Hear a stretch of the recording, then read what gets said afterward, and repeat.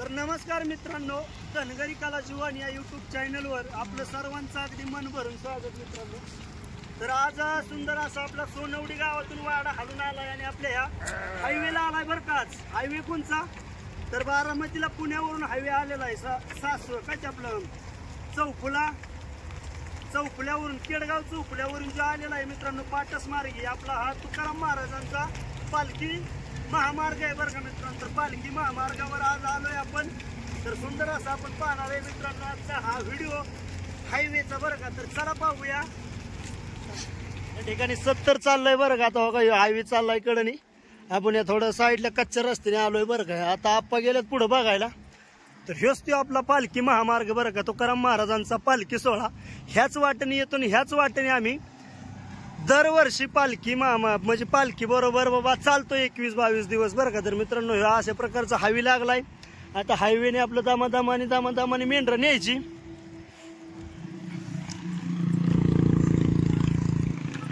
ह्या अशा प्रकारच्या आडवीत आता गाड्या मोटरची भीती वाटते, त्यामुळे जरा सावकाश जायचं। आणि सावकाश म्हणजे काय ब्रेक दाबीत नाही मित्रांनो, ह्याला ब्रेक नसतो काय नसतं, त्यामुळं तोंडाची भाषा हीच ब्रेक ह्यांचं बरं का। तर ह्याला चांगली सवय आहे त्यामुळं।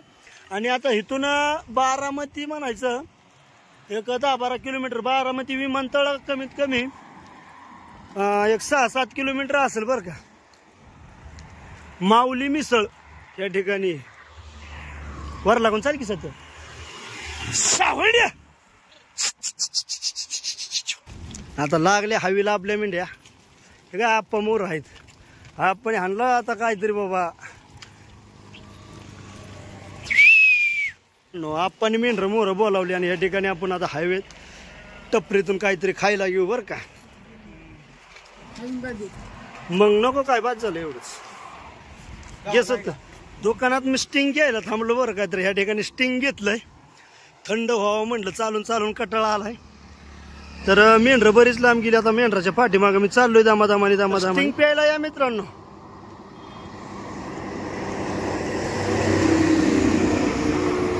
या ठिकाणी आपला हायवे चाललाय बरं का, तिकडे बारामती गाडी चालली हो काही दिसते, ही इकडं चालली अशी पुण्याक आणि इकडं चाललाय बारामतीला। तर या ठिकाणी मेंढर आपण कालावली तर या मेंढर कालावली ते म्हणजे आता चाऱ्याचं थोडंसं अवघडच, आता बरेच लांब जातील मला वाटते।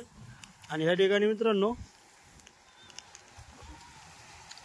अशी भारी गुलाबाची झाडं बिडं मस्तपैकी वाटण लयच भारी दिसतंय बरं का। काकाची पुढे थांबली ते ना आमची या ठिकाणी हे मोर्चा आडव 70 हवेपासून वरच आलो आहे जरा डोंगर माथ्यावर।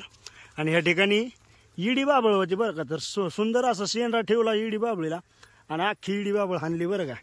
तर कवळ्या शेंगा असल्यामुळं काय शेरडं करडं व्यवस्थित खाईनात, पण खाल्लं भरपूर, पाला साला चाटला आणि काय अशा प्रकारे शेंगा आहेत। आणि यंदाच्या वर्षी येड्या बाबळीला भरपूर शेंगा आहेत, त्यामुळे आपल्याला बाबळीच्या शेंगा खूप गावणार आहेत। आणि आता ह्या शेंगा खाऊन बिवून मेंढर पाला खाऊन इकडे थांबायला गेले ते बरं का, म्हणजे पलीकडे थांबले ते इकडे मोकळं राहणे सगळं। तर ह्या ठिकाणी हो का एवढ्या काट्या पाडल्या शेंगा हाय अशाच जागेवर मेंढरांनी ठेवल्या बाबा, कारण थोड्या कावळ्या असल्यामुळं बिलात आल्या का नाही चांगल्या भरल्या निभार झाले की मग मेंढ्या शेंगा लय खातीत बरं का। तर आता कवळ्या असल्यामुळं आणि एकदम आवडीने खातीत आणि ह्या शेंगाने मेंढराला ताकद येते आणि दूध सुद्धा वाढतं बरं का मित्रांनो। ह्या शेंगाने मेंढराला बाबळीच्या येड्या बाबळीच्या शेंगा आता हे सगळे खाऊन आळ असली ते चांगली सकाळ धरणं माग थांबाय गावली होती, वावरं चारली। आता इकडं डोंगर माथ्याचं रान आहे। या ठिकाणी आपण आता टोल गेट पास करतोय बरं का। तर श्री संत तुकाराम महाराज पालखी महामार्ग आहे बरं का। या ठिकाणी पूर्णपणे टोल नाक्या सुद्धा लिहिले पाहू शकता, श्री संत तुकाराम महाराज पालखी मार्ग। तर आपण टोल पास केलाय। आता हा टोल कोणत्या गावातला आहे हे म्हणजे इथं काय नाव बिव लिहिलं नाही, त्यामुळं काय आपल्याला सांगता येणार बरं का मित्रांनो। तर आपली एका साईडने जे बाईकचा रस्ता जातो का नाही म्हणजे टू व्हीलरचा, त्या टू व्हीलरच्या रस्त्याने आपली मेंढरं काढले ते मित्रांनो। हंपरराव मोठा MH 12-19-27 नाही 19-24 आहे बरं का YQ हा हंपरराव चाललाय। तर हायवेला आलं की गाड्या बिड्या लय निघाना पाहायला भेटतो, लय हायफाय गाड्या, थार तसल्या टू व्हीलर लय भारी गाड्या पाहिले की भारी वाटतं। आता ह्याच्या पुढं हे मला वाटतं एवढाच टोल गेट असेल आणि त्याच्या पुढं डायरेक्ट आता रोटी घाट बरं का. पाटसक चाललोय आम्ही, निघालोय.